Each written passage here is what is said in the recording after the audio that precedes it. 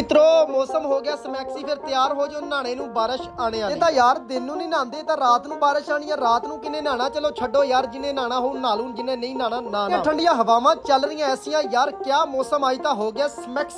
ਕੰਮ ਸ਼ਾਮ ਤਾਂ ਹੁੰਦੇ ਰਹਿਣਗੇ, ਤਾਂ ਕਰਕੇ ਤਾਂ ਅਸੀਂ ਕੰਮ ਤੇ ਨਹੀਂ ਜਾਈਦਾ। ਤੁਹਾਨੂੰ ਦਿਖਾਉਂਦਾ ਪਿੰਡ ਦੀਆਂ ਰੌਣਕਾਂ।